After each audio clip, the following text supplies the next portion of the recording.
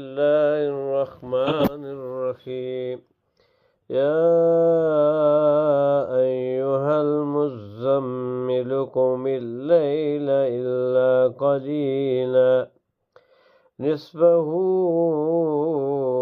أو انقص منه قليلا أو زد عليه ورتل القرآن ترتيلا إنا سنلقي عليك قولا ثقيلا إن ناشئة الليل هي أشد وطئا وأقوم قيلا إن لك في النهار سبحا طويلا واذكر اسم ربك وتبتل إليه تبتيلا رب المشرق والمغرب لا إله إلا هو فاتخذه وكيلا واصبر على ما يقولون واهجرهم هجرا